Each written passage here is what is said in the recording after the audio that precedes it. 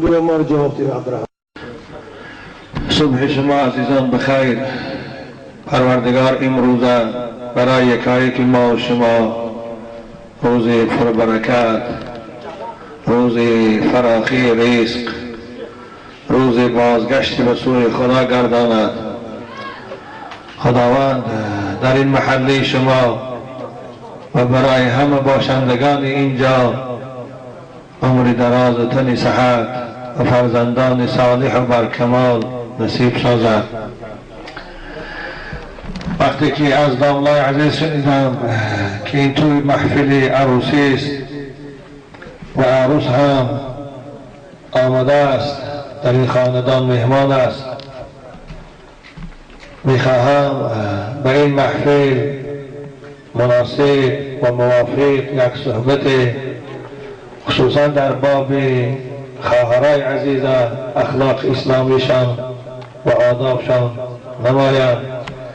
شاید مادرای عزیز و خواهرای اسلامی ما از این صحبت یک غذای معنوی، یک درس عبرت گیرند و این سبب از فتنه دشمنای اسلام و دشمنای خدا خلاصی یابند. الحمد لله والصلاة والسلام على رسول الله. بعد از حمد و ثنای پروردگار و درود و پیغمبر بزرگوار، پیش از آغاز صحبت اولا از نام مهمانانی که در اینجا حضور دارند، شخصا از نام حاج داملا محمود جان و از نام برادر عزیز اسلامی خطیب داملای محلاتان و از نام خودم اولا برادر عزیز اسلامی کامل جان همراه خاندانش و این روز خرسندی، روز شادی، روز توی عروسی نور چشمش کمال الدین تبریک و تهنیت نمایم. از خداوند مهربان دعا میکنم که کمال الدین همراهی عروسش بخت و سعادت و زندگی خوش نصیب سازد و در لبهای این عروس و داماد زیبا همیشه تبسم را نمایان گرداند و در دامن اینها فرزندان صالح و برای پدر و مادر مهربان و دلسوز به دنیا بیارد و خداوند حیات عائلوی اونها را همیشه حیاتی پر از محبت، از عشق و وفا گرداند و برای جوانایی که در اینجا حضور دارند که اکثر اینها مخلصای ما هستند، این دعا را هم میکنم خدایا این دادرای عزیز ما را هم روز نصیب گردان که لحظه های عروسی خود با جمع دوستان خود در خاندانشان پیشواز گیرند. خوب عزیزان من، خداوند برای ما و شما بندگانش نکاح همچون عبادت، همچون راه و روش پیغمبران خود، همچون راه اساسی آبادی جامعه و محله و عائله و دنیا معرفی کرد.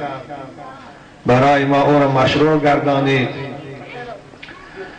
نکاح سبب پیدایش محبت بین عروس و داماد است، سبب به دنیا آمدن فرزندان نامبردار پدر و مادر است. از همه بالاتر نکاح یکی از دلیل ها و آیه های خداشناسی است که بنده میتواند با این خدای بزرگوار خود شناسد.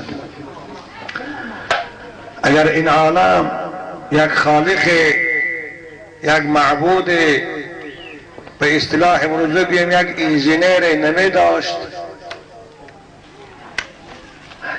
و این نظام عالم وجود نمی داشت و عالم آباد نمی شد و جامعه پیش نمیرفت. خود از آفرینشی مرد و زن با دیگر موجودات اینجا نمیاریم. خود معلوم است که این عالم به خالق نیست، به خدا نیست، به معبود نیست، به صانع نیست، به انجینیر نیست. وقتی که خداوند مرد آفرید به خاطر آرامش او، به خاطر راحت او، به خاطر ادامه حیات در روی زمین، همسر او حضرت حوا را هم آفرید تا اینکه آدم با یک جایگی با حوا انس گیرد، محبت پیدا شود، از اونها نسل شود و جامعه آباد شود. از این سبب نکاح این عبادت است.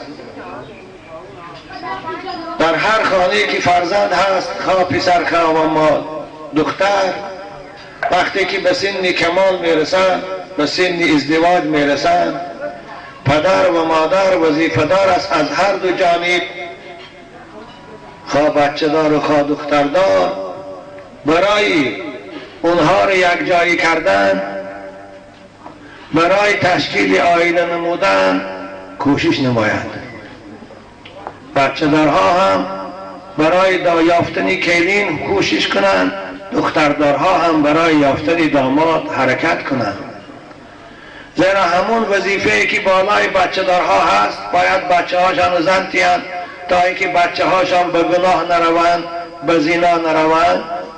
همین وظیفه بالای دختردارها هم هست، زیرا که دخترم شهوت دارد، دخترم خواهشات دارد، بنابر باید او را زود شوهر یابد، برای او شوهر دهد تا اینکه دخترش به زنا نرود.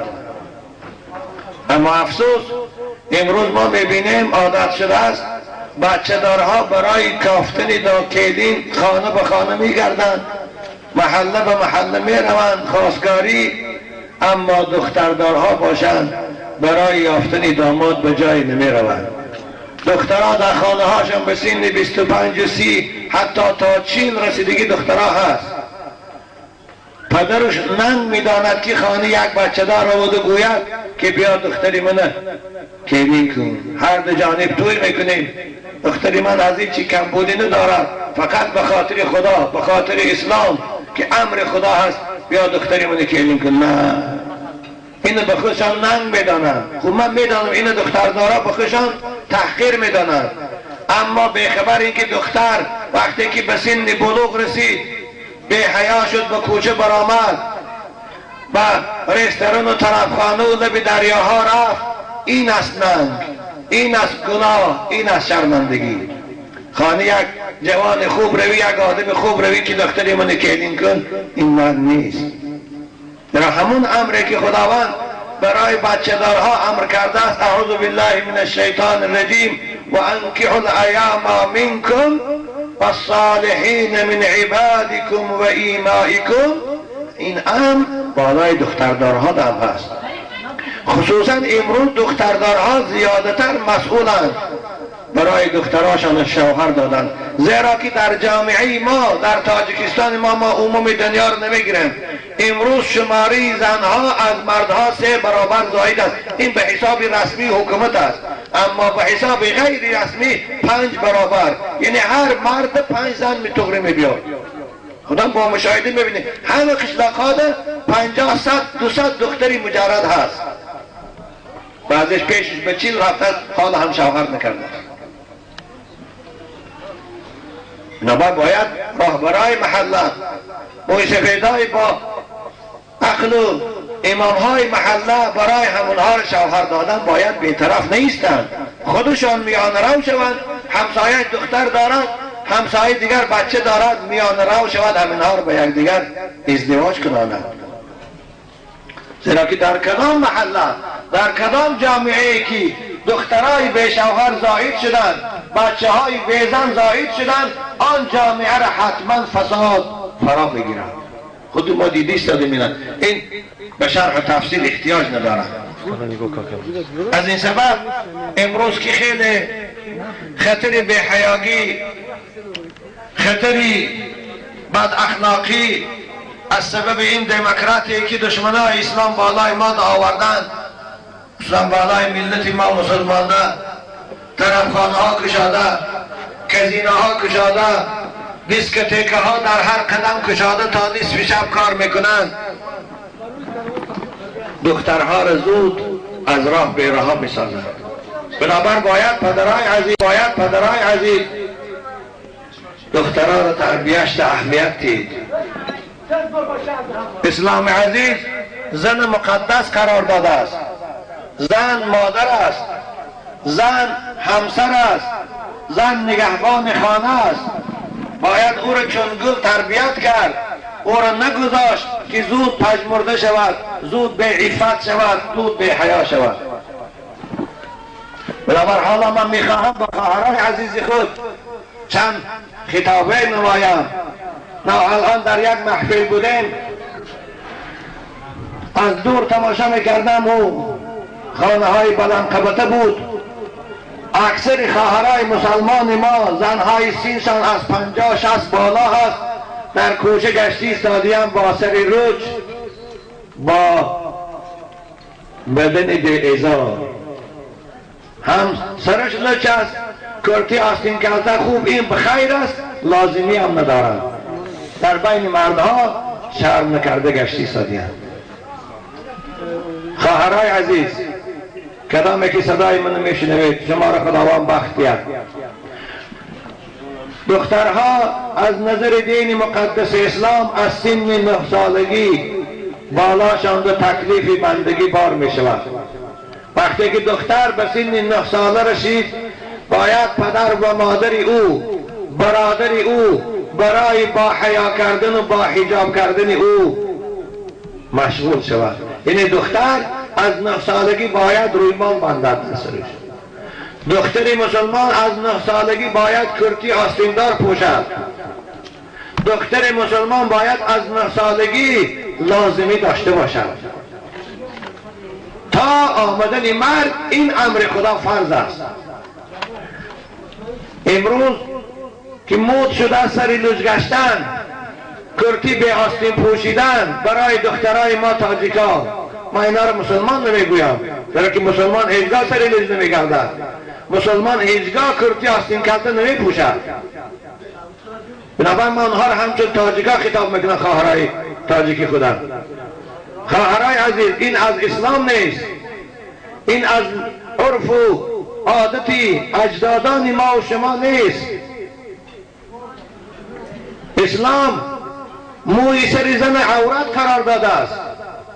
حتی فقهای کرام میگویند که اگر زن در حالت نماز خواندن از کاکلهاش از 4 حصهش تابد نمازش فاسد می شود و کشف ربع العضو یمنع الصلاة. حتی در وقتی نماز خواندن روی مالش کفاره و دو موی پیش سرش مقدار 4 انگشت تابد نمازش فاسد می شود. با این حد اسلام برای زنها سطر تاکید میکنند. حتی اسلام عزیز با آن حد تاکید میکند که اگر ایال وفات کند او را میشویند، کفن میکنند، بالای کفنش با یگان متاع میپرتایند تا جسد وی در چشم آدمان نتابد. حتی بالای قبر میبرند، در وقتی جسد ایال از تابوت گرفتن بالای قبر با چادر میپوشانند. یا شما در هم تو بدهی ساخیان و یسجا قبرها لا قبره، قبرستان اگر ایال وفات کرده باشد وقتی از تابوت گرفتن چمندک میکشند بالای لحاف، بس آنی جسد از تابوت میگیرند. به خاطر چی؟ به خاطر آنکه جسد زن، بدن زن عورت است، باید وی از چشم آدمی بیگانه پنهان باشد. حتی بعد از برآمدن جان شریعت اسلام نمیدهد که جسد زن مردهای در سر قبر بوده بینند، لبر بالاش چمنی میپوشند، وقتی که گرفتن در لحد موندن با چمنی خیانی میکنند. حتی اسلام تاکید میکنه که در وقتی در قبر گذاشتن ایال باید محرم او خواه تقایش است، خواه آکاش است، خواه آمکیش است، خواه که شوهرش است، او باید در قبر موند، مردی بیگانه نه. یعنی این همه تاکیدات اسلام برای خاطری آن میکند که زن باید از چشم مردم بدنش پنهان دارد. اما امروز چی؟ امروز ما میبینیم زنهای تاجیک، دخترای تاجیک به سن 25 و 30 رفته است، حتی به سن 50 و 60 رفته است، پوشیدن رویمال به خودش ننگ میداند، عیب میداند، حالا که این فرض است.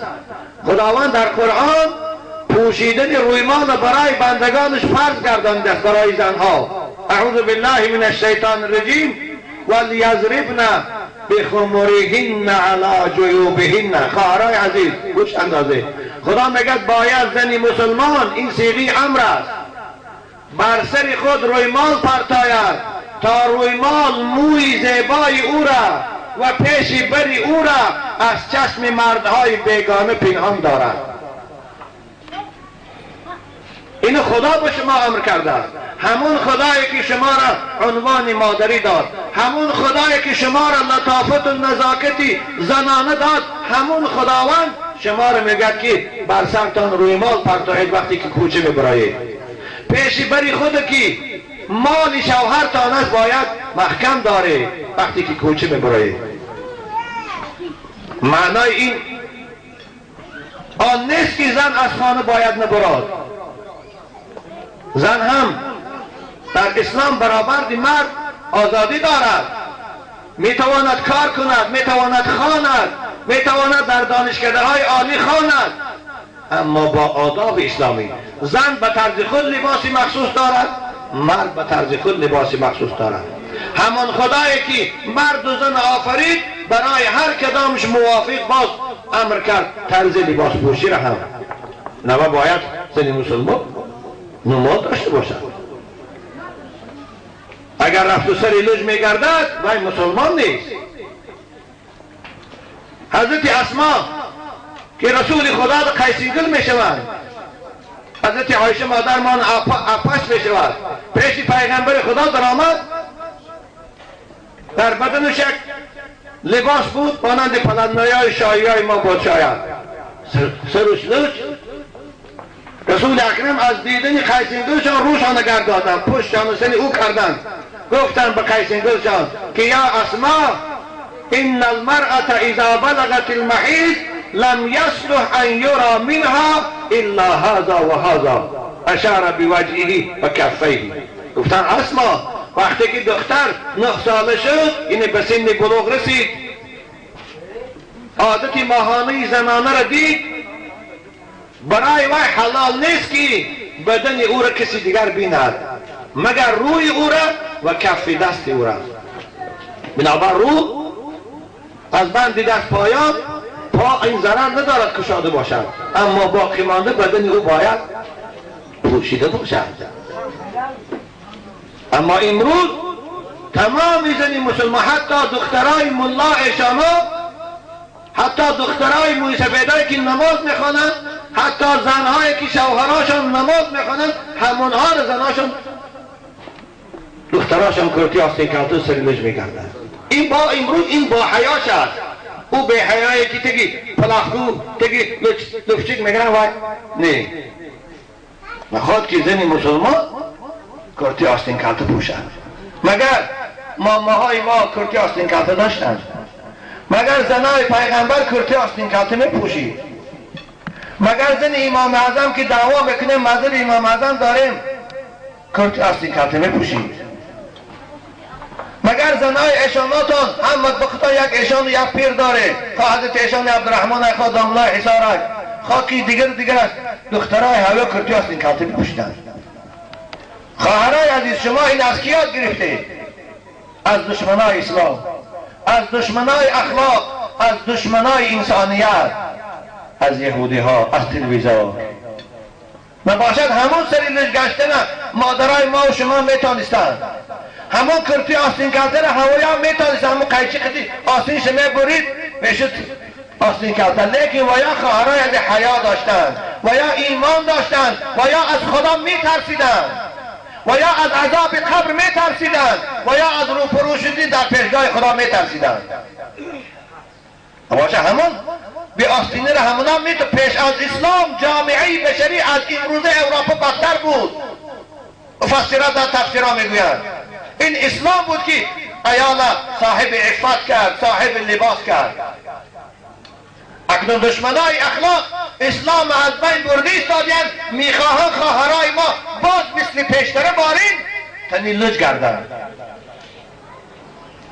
و خواهری مسلمان، وقتی که تو ایمانی به خدا داری سری لج گشتن برای تو حرام است. من با تمام مسئولیتم پدرای عزیز، جوانای خوب اعلام میکنم این حکم خدا است، حکم پیغمبر است. هر دختری تاجیکی که سری لج میگردد، کرتی آستین کلته میپوشد، همین اگر حلال داند وی مسلمان نیست، وی نکاحش نکاح نیست، وی جنازش والله جنازه نیست،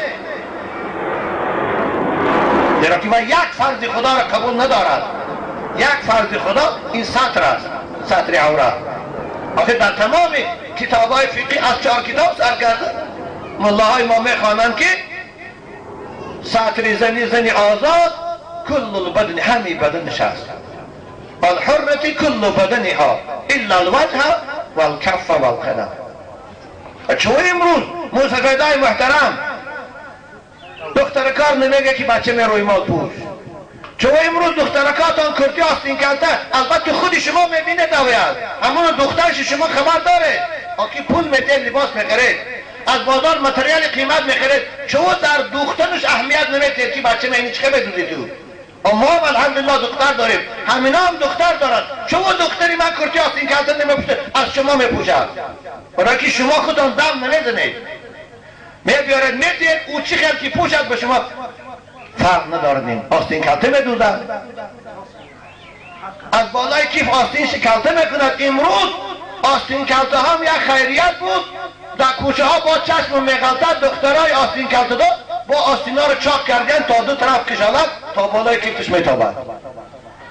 من حال دختری مسلمان با ویا رو نکاح میکنن، چی گفته نکاح میکنن؟ وی کی گفته نکاح میکنن؟ نکاح برای مسلمان است، والله وی نکاحش نکاح نیست. خداوند در قرآن نهی میکند نکاح کافر، اعوذ بالله من الشیطان الرجیم ولا تنکحوا المشرکات حتی یؤمنن. خدا میگه زنای کافره را نکاح نکنه تا مسلمان نشوند. این تاجیکا هم تا مسلمان نشوند این نکاحشان درست نیست.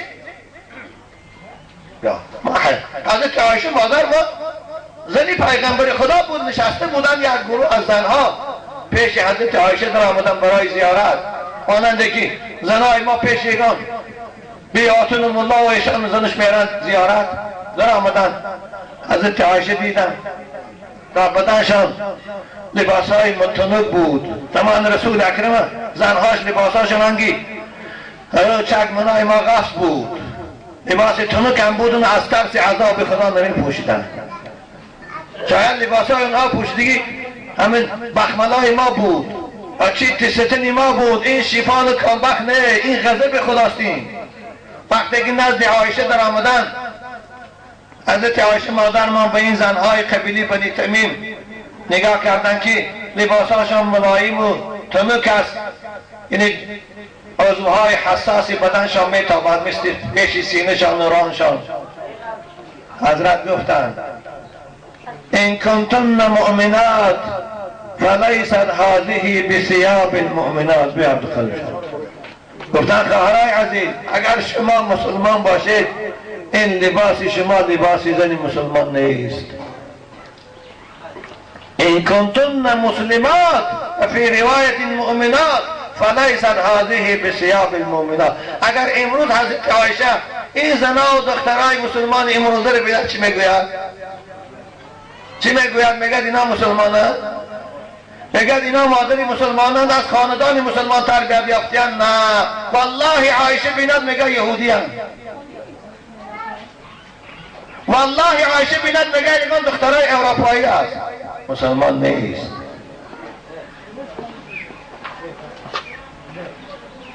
این چی مصیبت است؟ خواهرای عزیز باور کنید این تقلید کورکورانه شما را به هلاکت برده ایستاده است. 10 سال پیشتر در قشلاق جایها دختر تاجیک لااقل روی مال داشت، روی مالچه های مایده که یه پانسکی بود در سرش بود، اگرچه کاکلاش هم که میتافت. امروز نه در قشلاق و نه در شهر دیگر دختری روی مادار نمیبینی مگر کدام خدا خودش هدایت نکرده باشد. نیست. دختر تاجیک از سن 3 سالگی سری لوچ گشتن عادت میکند تا 70 سالگی شد.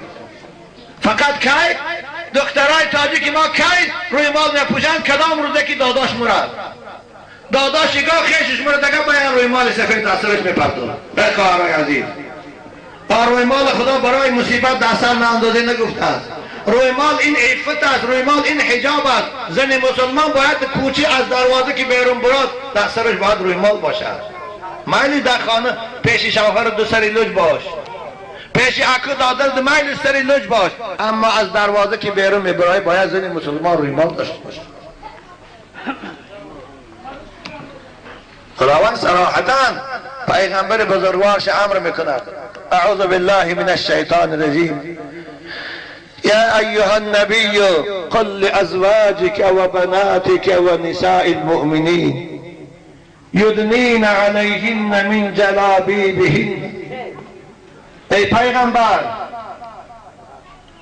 با زنهای خود بگو، با دخترای خود بگو و با زنهای امت تا روز قیامت بگو.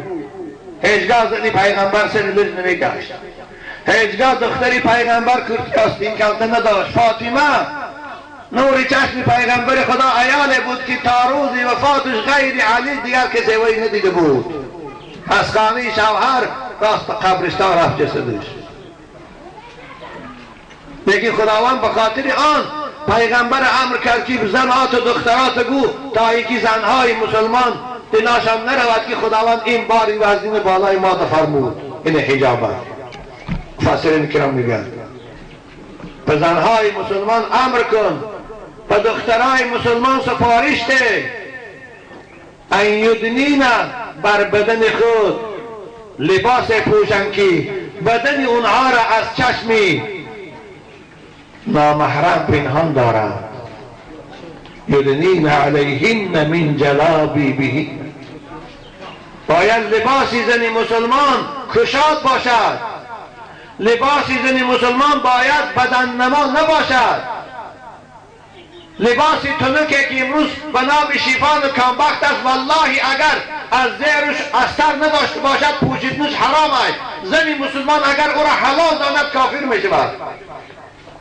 کدام روز من بازار رفته بودم، سال گذشته بود، در بازار 82 یک زنی تاجیک دیدم در بدنش یک کرتی چنان شفاف است باور که اگر همون سینه بنده که سبیلیش نمیشد همه اعضای بدنش تافت ایستاده در بین بسیاری. هوای زنم شاید شوهر دارد، هوای زنم شاید بچه دارد، اکو دادر دارد. از خدا شر نمید، حتی از موسفیدا شر نمیدارن که بدن من تافت ایستاده است. مگر اون مسلمان است؟ با هوای اگر مرد همون محله موسفیدای به توفیقش با هوای جنازه میکنن. با هوای مرد اگر 5-6 مولای به مزه از کفای هوای با جنازهش سرگردان های خدایش فاتحه خوانی سرگردان. این مسخره بازی به کی در کار است؟ چه اسلام مسخره نکنه مسلمان ها شما خدا؟ آخر این زنه که در زندگیش حیا ندارد، در زندگیش اسلام و قانونش قبول ندارد، شما برای وقت قانون اسلام بعد از مرگ شما رعایت میکنید، جنازه میکنید و خدایی میکنید و با سر خاکش میرید. امونت و این کلیسا برم.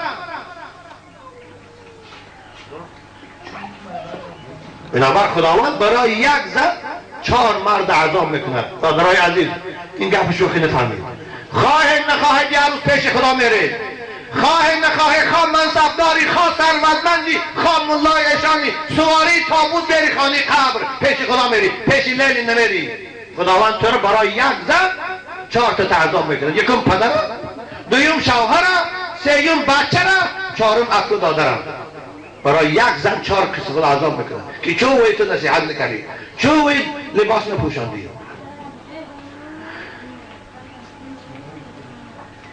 خدا میگه باید زن مسلمان حیا داشته باشه. با گفت شاعر حیا باید که دارد آدمیزاد که لعنت بر وجودی به حیا باد. رسول اکرم در حدیث صحیح میفرمایند صنفان من امتی من اهل النار لم ارهما بعد. دو گروه از امتی من گفتن دوزخی است. حالا که من ندیدم، اونها در زمان من نیست، گفتن اونها بعد میبرایند دوزخی است گفتن.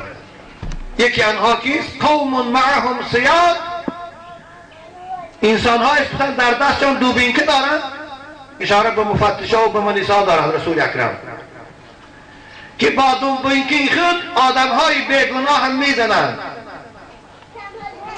قوم معهم سیاد یضربون الناس، مردم میزنند. بیگناه خوب گناه جنایت داشته باشند میلش، اما بیگناه با تهمت میزنن، بزدن بالاش بار میکنن، یا نکردگی گناه رو میگن بکم بگیر. اینا رو خدا میگه دوزخی است. دویم کیست؟ نساء کاسیات عاریات مائلات ممیلات رؤوسهن کاسنمة البخت لا يدخلن الجنة ولا يجدن ریحها. خواهرای عزیز، این سخن پیغمبر تارای، این سخن است که پیغمبر شما 1450 سال پیش گفته بود، 430 سال پیش گفته بود. زنهایی از زنهای امتی من گفتند که در بدن لباس دارند، اما لباس اونها وظیفی سطر ندارد، یعنی لباساشون تنک است که بدنشان میتابد، یا لباسی غفص میپوشن آنچنان تنگه، ماننده که جیمس های برآمده است، همه قدر تنگی است که همه جاهای شهوانی زنش میتابد، رانش علاهده میتابد، دنبش علاهده میتابد، پیش سرش علاهده میتابد، پیش بروش. والله از این لباس های تنگه که خواهرای مسلمان ما میپوشن به نام مایکه، تنی لچی مادرزاد کردن وای آسان تر است. آخی زن چی دارد؟ پیشی بر دارد چونگک میتابد، دنبه دارد میتابد، ران دارد میتابد، دیگه کجاش رو پنهان میکند؟ حضرت گفتن لباس دارند، کاسیاتون در بدنشان لباس دارند، لیکن عاریاتون حکمی بدنی عریان دارند، یعنی لباس بدنش نمیپوشاند. لباس جایهای حساس شهوت انگیزی بدنش برای آدمان نشان میدهد. من با حیران همیشه زنها که با شوهراشون در کوچه میگردن دست به دست کردن، همه جای در کاری زنش نمایان در چشم آدمو پروانه داره گشتکستر. باور کنید یک حکمت حرام کردن خداوند گوشت خوک همین است. مفسرین کرام میگن خدا برای چی گوشت خوک حرام کرد؟ به خاطر آنکه همین غذا در طبیعت انسان تاثیر دارد. شاید آدم سوال میتن که چون گوشت خوک حرامه؟ آیا گوسفند بود نکن؟ به خاطر آن است که در بین حیوان ها خوک حیوان است که رشت ندارد. همین هم خدا آفریده است. باید رشت ندارد، مادش بیند با یک حیوان دیگه در قوتش علاقه جنسی کرده پروانه میکرده است نروش. بنابر خداوند دانست به علم قدیم مخصوص خوردن گوشت خوک در بدن انسان غذا میشود. غذا همون طبیعت خوگانه رو در صاحبش پیدا میسازد. من بینه امروز دنیای غرب زنش در قوت شوهرش است، آشناش میبیاره قطعش آرگوش میره در رستوران پروان ندارش تماشا کرده. در خانهش در تلویزیون یک منظره من تماشا کردم، شتو خواهد زیش یک پروگرام است. خوب من بعضی چیزا رو به خاطری عبرت تماشا میکنم، نگوی که ایشان تلویزیون تماشا میکنند. من به خاطر عبرت، به خاطر شما دو گفتن تماشا میکنم. شما به خاطر وقت گذرانی تماشا میکنید، عبرت نمیگیرید از اون صحنه‌های تلویزیون. یک زن خودش معلمه 4 شوهر داشته است. دیگه شوهر پروفسور است، همون خانه حجری 3 خانه داره، میگه در یک خانه اختیار او خواب است، من در یک خانه خیلی شما میدم. هر شب یک کس میبینم خیلی زندگی میکنم، او دست من میگه.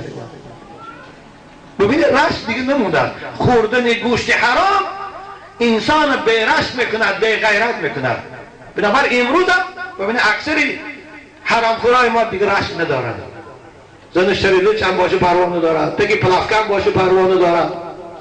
حالا آیسته آیسته رنگی دنیای غربانی با بدن عریان میگردن.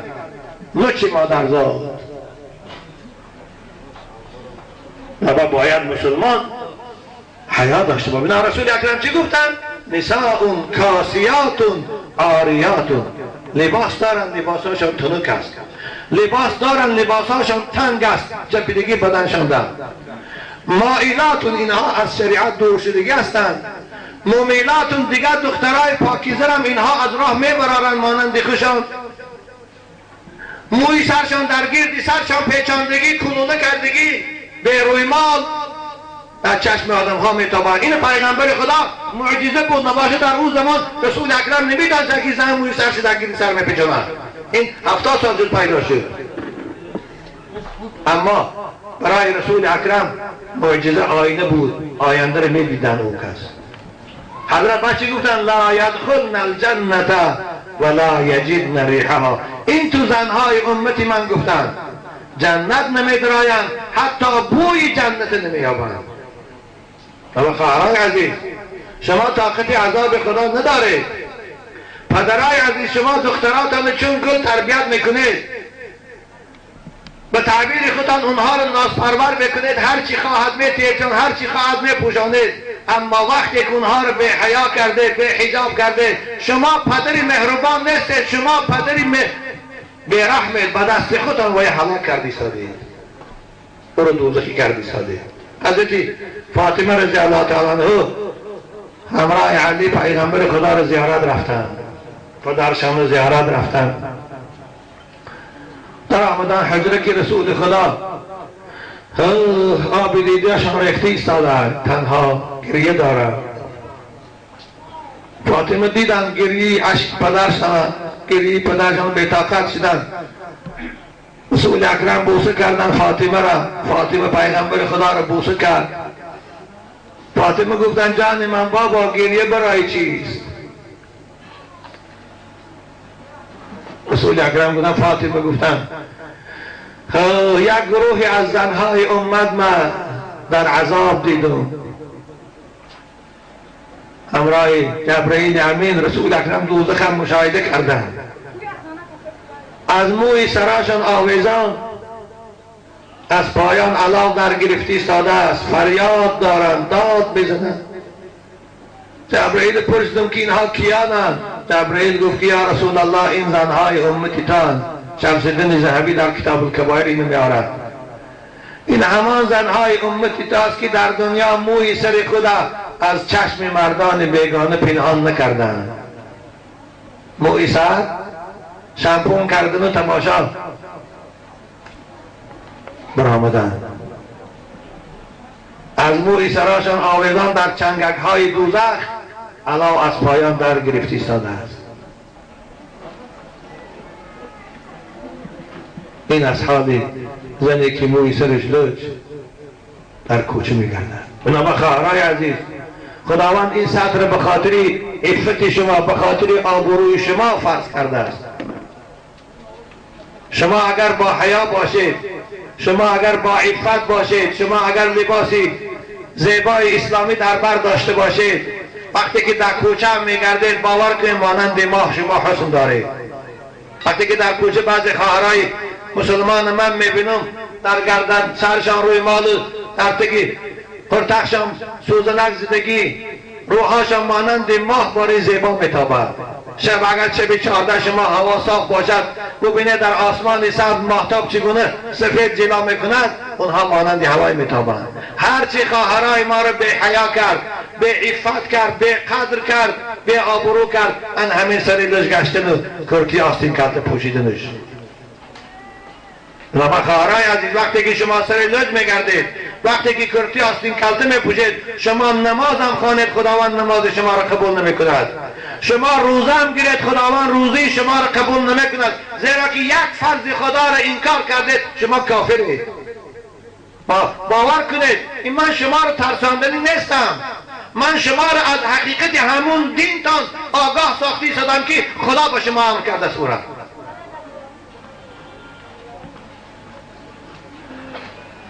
او دستایی که حالا از آرین پایان لچ است، خداوند وی فقط در آتش دوزخ میسوزاند.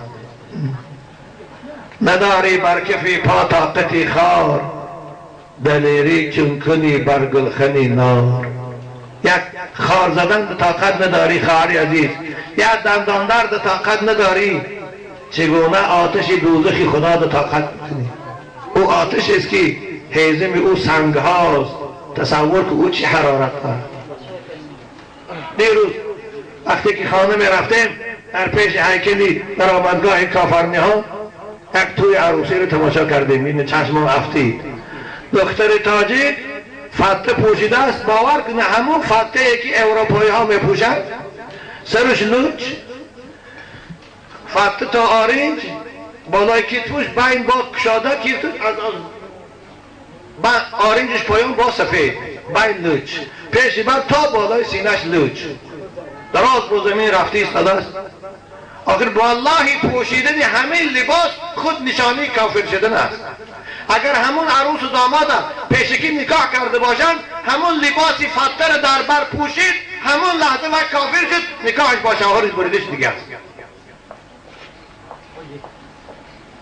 مسلمان باید آخر لباس ملی خوش داشت. پیغمبر خدا من تشبه بقوم فهو منهم، کسی خوش به یک قوم مانند کند او از همون طایفه حساب می شود.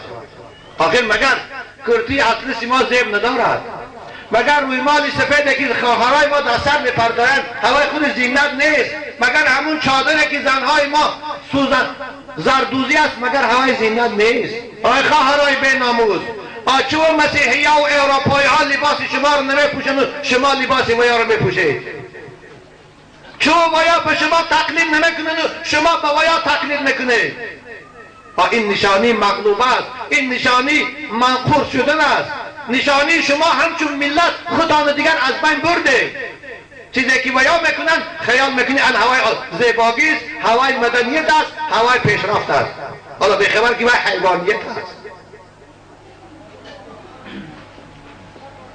پدرای عزیز، کلام دختراتان، دادرای عزیز، بچه هایی که زن میگیره دو زن گرفته، پیش از نکاح کارم نیست. بعد از نکاح اگر رفت و زناتان فتح پوشیده باشد، حالا هم فرصت داره از سر نکاح کنه و الا زندگیتان حرام است. بچه ها تا مشتگی همش از زیناست. نکنید این کاره. حالا کامبختای زیبا برآمده است، ویلیورهای زیبا برآمده است، اطلسهای زیبا داریم ما. لباس ملی خوبان چاکرد است.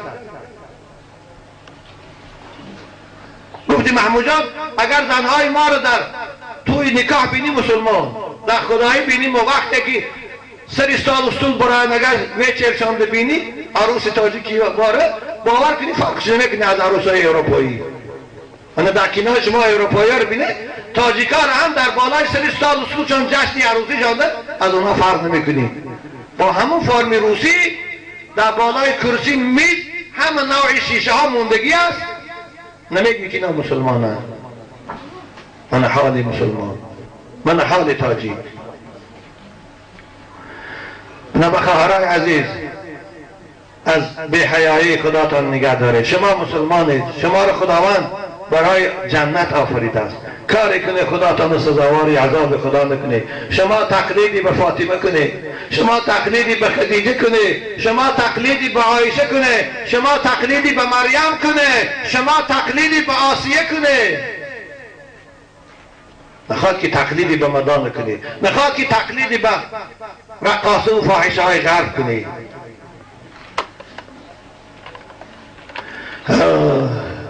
حضرت علامه اقبال میگوید مادران را اسوه کامل بطول، مزرعی تسلیم را حاصل بطول. مادران را اسوه کامل بطول. باید زنی مسلمان، دختری مسلمان به فاطمه تقلید کند، به فاطمه پیروی کند، تاریخ فاطمه رو خواند، صفت فاطمه رو خواند که بچی اخلاق داشت و چگونه معامله داشت و چگونه ششت و خیز داشت و چگونه لباس پوشی داشت. باید این یاد گیرد اگر خواهد که خطی فاطمه باشد. اما افسوس امروز مادر تاجیک فاطمه رو نمیشناسد. امروز مادر تاجیک مدانه رو میداند، ویا جنتمل رو میداند، خانه و گوگوش میداند، اما فاطمه و عایشه رو نمیداند که کی است. باور کنید. برای چی؟ برای که از پدر و مادرش یک بار نشنیده است که فاطمه کی است، یک بار نشنیده است که خدیجه کی است. یک بار نشنیده است که رابعه کی است؟ چشم کشاد در تلویزیون گوگوش دید، چشم کشاد در تلویزیون سرایه قاسم دید، چشم کشاد در تلویزیون قمری قادر دید. خیال بکنی که همین است مادر، همین است زن. آن ادب پروردی صبر و رضا، آسیا گردان لبش قرآن سرا. فاطمه مادر بود، فاطمه زن بود، ما فاطمه صاحب خانه زن بود، هم خانهش میدید، هم شوهرش حرمت میکرد، هم بچکاش بانی میکرد، هم به دست خودش با خانهش خمیر میکرد و آرد میکرد و نون میپود، با عبادت میکرد. بنابر امروز مادر تاجیک دیگر فرزند صالح نمیبرارد، مادر تاجیک دیگر فرزند اهل علم نمیبرارد، مادر تاجیک مانند حافظ و سعدی و شیرازی دیگر فرزند نمیبرای. چی؟ برای اینکه مادر تاجیک دیگر او مادر پیشتره نیست. کدام روز یک خواهر اسلامی به من سوال کرد، اپش خانهش میبیاد بندگانه هاش، ایالای شوهردار و بودکدار، میگه خانه من، خانه خودش ریمان بود، خانه من دین رجده میکرد اپم. خود من گفتم که تو زنه که به ادب هستی خانم با حرام نکنی. با پیشگی میگه فهموندم، میگه که نه ما یه صحبت میکنیم میخیده میریم. میگه من خانم به اختیارشان موندم، ثانی بعدی رفتنشان بیام بالای سلشان شیشی شمپانیست که موندگی 4 عیال آمدین، وظیفهشان عرق نوشی، وظیفهشان به حیایی. این خدات زنی مسلمان مادر تاجیک وقتی که شمپانیست که نوشد دیگه باید میتاند مادر شود، دیگه باید میتاند فرزندی با آداب و با حیا کلام کند. مادر وقتی که عرق نوشد باید میتاند دیگه دختری پاکیزه برارد، میتاند دختری باید دیگه مادر شود، باید نسل سالم کرد. نه خواهرای عزیز، بار دیگر از خداوند میخواهم که شما را حیا و عفت نصیب کند. باور کنید شما اگر روی مال داشته باشید، کرتی آستین کلته پوشید، شما را حسنتان باز زاهدتر می شود، شما را محبوبیتتان در نزد شوهراتان زاهدتر می شود، شما را پدر مادرتان زاهدتر دوست می دارند، شما را محل احترام می کند برای حیاتان، برای عفتتان، برای پاکیزگیتان. اکنون دادرای عزیز در پیش رمضان مبارک آمده ایستاده است. برای پسرچه ها از 12 سال بالا روزه گرفتن فرض کرده است و شبها تراویح خواندن در شبهای او سنت قرار داده است. این ماه است که رسول اکرم گفتند من تقرب فیه بخصلة من الخیر کان کمن ادى فریضة فیما سواه. کسی در ماه رمضان یک کاری خوب انجام دهد، یک بیمار خبر گیرد، یا یک یتیم و محتاج دستیاری دراز کند، یا 2 قهری آشتی دهد، یا اینکه مسجد نماز جماعت رود، یا برادری مسلمان جنازه به خاطر ثواب رود، گویا اینکه یک فرض دیگر ماها را ادا کرده باشد. بنابر همه عبادت در ماه رمضان ثوابش مضاعف است. خصوصا ثروتمندها باید زکاتشان در ماه رمضان دهند، زیرا که یک فرض رمضان برابر 70 فرض دیگر ماها ثواب دارد. من عدى فریضة فیه کان کمن عدى 70 فریضة فیما سواه و هو شهر الصبر و الصبر ثوابه الجنه. رمضان ماه صبر است. آره بنده فقط با صبر، با کنترل کردن نفس میتواند روزه گیرد. صبر مکافات جنت است. بنابر رسول اکرم از پروردگار نقل میکنه که خداوند گفته است که کل عمل ابن آدم له الا الصوم فانه لی و انا اجزی به. این مقدارش حدیث قدسی است. الا الصوم، خدا میگه بنده من وقتی که روزه میگیرد به خاطر من میگیرد، به خاطر اجرای فرمان من میگیرد، مکافات روزه من خودم میتیم. ثواب روزه را غیر خداوند کسی نمیداند، نه ملائکه ها میدانند، نه پیغمبر ها میدانند. لیکن روزه عبادت است که خاص برای خدا میگیریم ما، نه مکافاتش هم خدا میتیم. از این سبب کسی در ماه رمضان با وجود آنکه بیمار نیست، با وجود آنکه مسافر نیست، با وجود آنکه کاری وزنین نمی کند، اگر روزه نگیرد و روزه را افطار کند، او نزد اهل ایمان از ایمان جدا می شود. فقد اجمع المسلمون على من افطر یوما من رمضان من غیر عذر ولا رخصه فهو شر من مدمن الخمر و شر من المجوس حتی یظن فیه از زندیقتون میگن شمس الدین ذهبی. کسی رمضان با وجود به یگان عذر داشتن اگر خورد او از آتش پرستا هم بدتر است. حتی خوف از ایمان جدا شد نشست. نبر بچه هاتان و دختراتان 1 ماه است. این خدا برای امتحان به ما و شما فرض کرده است. 11 ماه خوردیم، 11 ماه نوشیدیم، 11 ماه راحت کردیم. 1 ماه خداوند ما و شما را سنجیدی است که همین بنده من فرمان من به جا میبرد یا نه، همین بنده من امتحان من گذشته میتاند یا نه. نبا ما باید روزه گیریم. اگر پیش یک طبیب رویم گوید که شما 6 ماه پرهیز کنید، حتی یک فالبین هم باشه گپش میگیرین 6 ماه پرهیز میکنید. آخه خدایی که خالق توست، آفریدگار توست، خدایی که تو رو زیبایی داد، انسانی داد، عقلی رسا داد و عضو سالم داد، تو رو امر که 1 ماه روزه گیر. اگر گپ رو نمیگیری گفتی مولانا کاشفی ترا رحمان همه گوید که ای مؤمن مخور باده، ترا رحمان همه گوید که ای مؤمن مخور باده، ترا ترسا همه گوید که در صفرا مخور حلوا. نمیمانی زنا پاکی برای گفته رحمان، بیمانی شهد و شکر را برای گفته ترسا. پیش یک گروس را یک پروفیسوری جهودانی پر آمده اینجا در 46 میگن اگر گوید که تو کسلی قندی تو اصل خوردن ممکن نیست، گوشت گوسفند خوردن ممکن نیست. گپی اوه آب طلا باره می نویسی گوشت گوسفند که بهترین نعمت های، دمه که بهترین نعمت های، اصل بهترین نمیخوری. او برای که طبیب گفته نکن کسی ضرر دارن. اما خدایی که آفریدگاری توست تو رو میگه ای بندی من عرق ننوش. در عقل زیان دارد، در سلامتی زیان دارد، در اقتصادیات زیان دارد، در اخلاق زیان دارد. گپی بایی نمیگیری.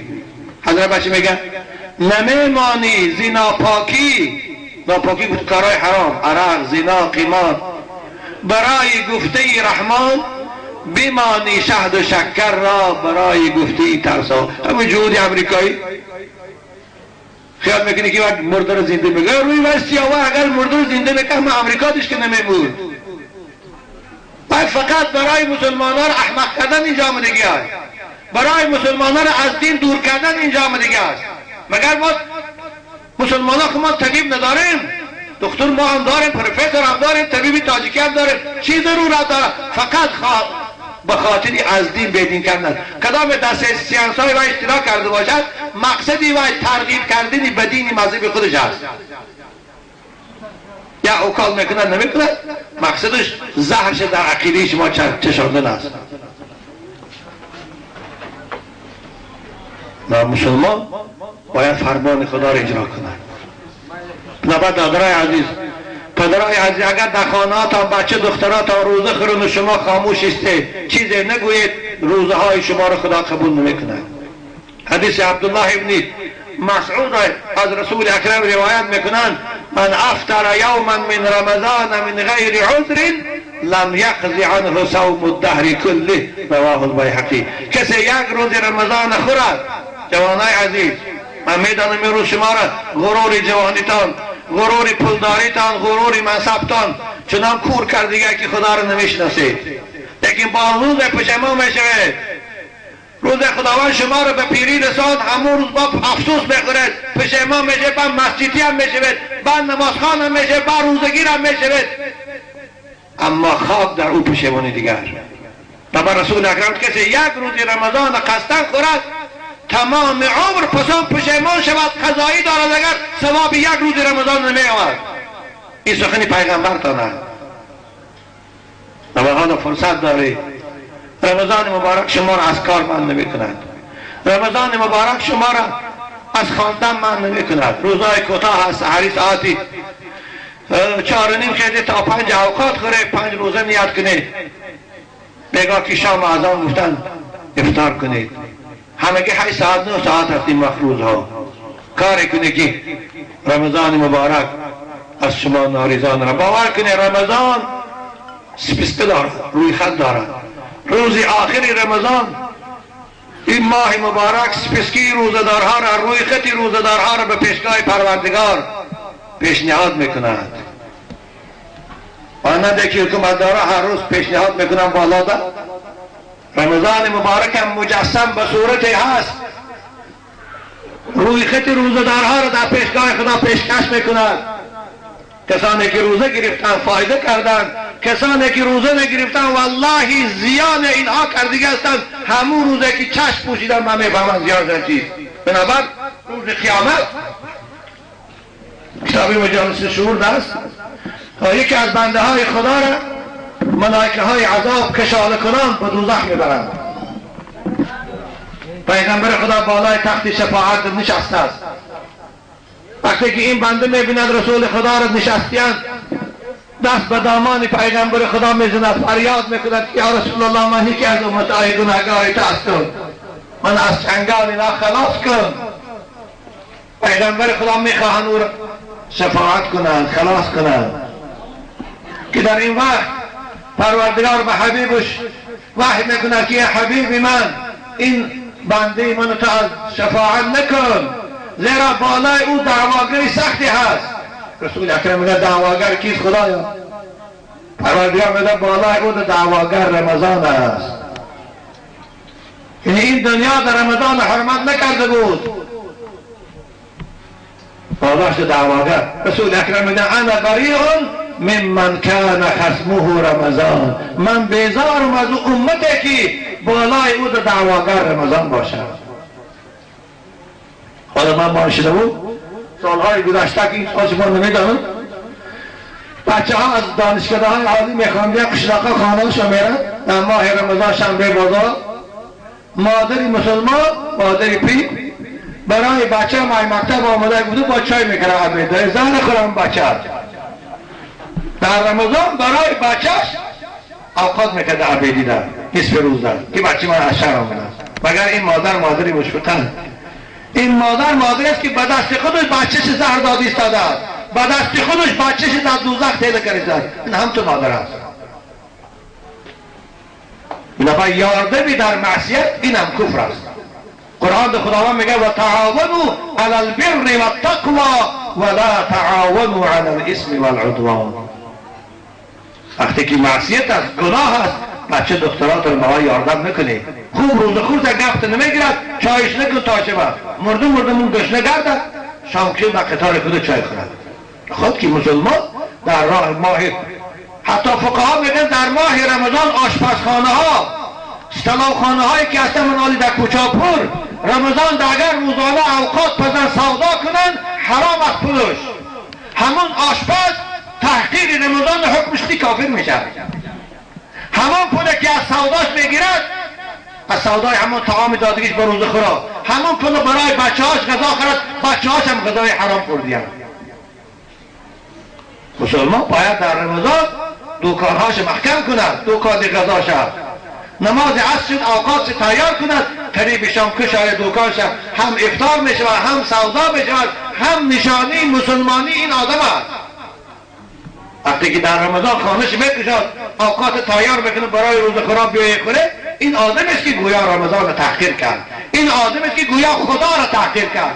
انشاءالله خدا را تحقیر کردگی عذابش میبینه. خدا را همچنان عذاب میکنه. میبینی بنده بدنش فلج شد، یا میبینی کسی راک شد، یا میبینی که گردش گرفت، دور دوام نمیکنه. این کسی عذاب خدا هست.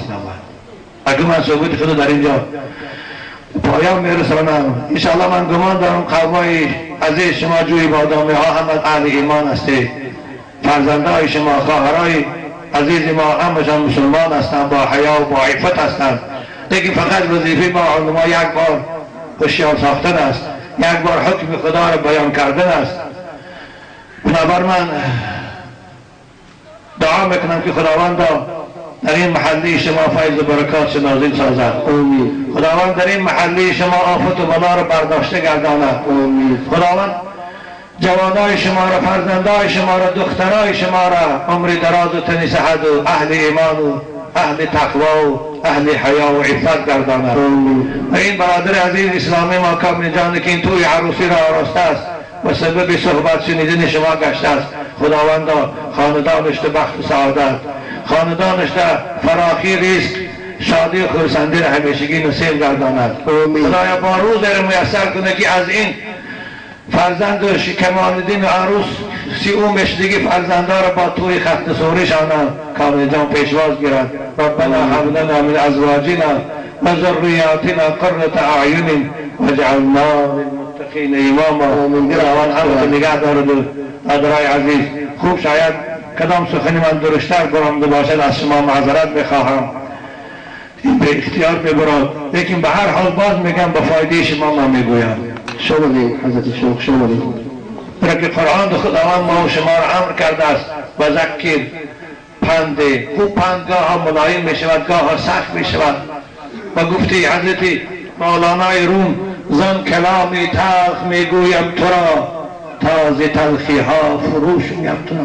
گاه ها سخنی من تلخ بیتابد اما مقصدی من تو را از تلخی خلاص کردن است. خداوند همه تو نگه دارد و عمری دراز دهد. تشکر از استاد در این پندهای خوب پرگوهرش.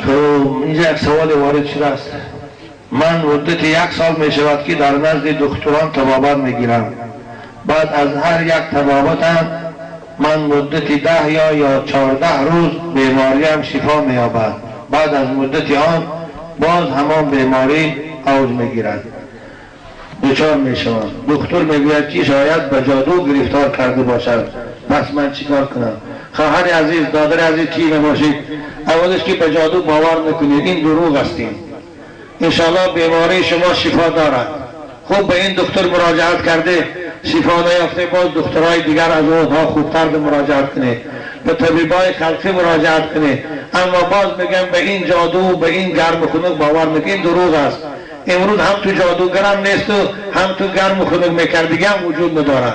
اینا همه دروغگر هستند، فریبگر هستند، شما رو فریب میتن. اگر این جادوگرها جادو رو تانه اینا میلیونرها رو میکنن که از باید چه کلانتر پول میگیرن، جادوش هم میکنن و میبرن تا $700,000 از تو چی میگیره خواهر عزیز؟ دادر عزیز نه باور نکنید دروغ هستیم. طبابت که خدا شفا میدن. خود نمازات خان بعد از نماز رو به قبله کن، دستات بردار، آب دیده کن، از خداوند شفا طلب کن، خدا شفا میدن. و این یمسسک الله بالضر فلا کاشف له الا هو. دیگه این گفت باور نکن. کسانی که با فالبین‌هایی که میگویند تو را این خوراندن باور میکنند حالش چی میشود؟ آیا در مسلمانیش ضرر دارد یا نه؟ خوب ضرر دارد. هر کسی گپ فالبین باور میکند که اول راست میگوید و من این تو کردیم اون تو کردیم، از ایمان جدا میشود. پیغمبر خدا میگه من اتی کاهنا فصدقه بما یقول فقد کفر بما انزل علی محمد.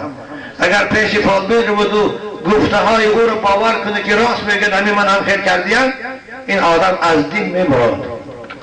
بنابراین خواهرای عزیز، برادرای نهایت گرامی اسلامی، فالبینا دروغ میگویند. فالبینا هیچ کار به خود را اونا هیچ چیز هم نمیدانند. اگر باید چیز دانند اول خوشم کم بغل نمیگردند، دویم خوشم کسل نمیشن، سوم بچه های خوشم کسل نمیشن. همون فالبینا رو بینه از باید قشاقتر، از باید خارتر، از باید بچه هاشون علتی و کسیتر دیگر کسی نیست. خودش هم کسلی و علتی روش سیاه میکنن، فقط کم بغل روزش نمیگذاره. همین دروغگویی رو عادت کرده به همین زندگیش بردیستانه. در راست و دروغ بیچاره یک کسی محتاج میگه از وقت دستش میگیره به همین زندگی نباشه و هیچ چیز نمیدانه. علم غیب غیر خداوند نه پیغمبر میدانه، نه ملائکه میدانه، نه اولیا میدانه، نه عالما میدانه. این فالبینا روش نصیحت کردیم. با میگم پیش برنامه بابایشان طبیب مرا برای بیماریم به خوردن روغن خرس یا سغور راهبری میکنه. چیکار کنم؟ خوب خواهر عزیز، دادر عزیز، اگر رفت شما به دکتر مراجعت کردید، داروهای دکتر به شما فایده نکردن، خواه اوکابش از خواه قرصش از خواه دیگر است. بیماری شما به نشد با طبابت دکتری، آن وقت اگر طبیب مسلمان، یعنی طبیبی که شما او را میدانه که مسلمان است، از خدا میترسد، با تجربه داند که همین روغن خرس یا روغن سغور در بیماری شما فایده دارد، آن وقت توصیه کرد شما مباح می شود به قدر ضرورت همون استفاده برید.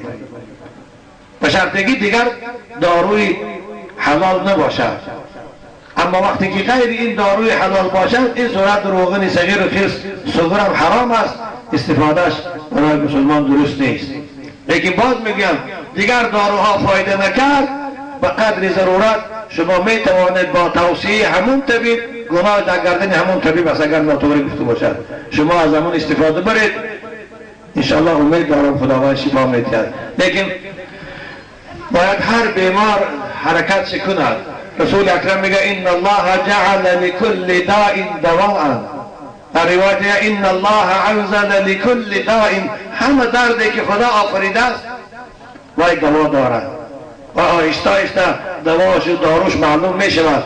وقتی که ما طبابت کردیم، دوایی کردیم، همون دوای خودش یافتیم، انشاءالله این بیماری برطرف می شود. غیر مرگ و پیری دیگر همه چیز دوا دارد. انشاءالله نظم می شود. دادرای عزیز خدا نگهتان.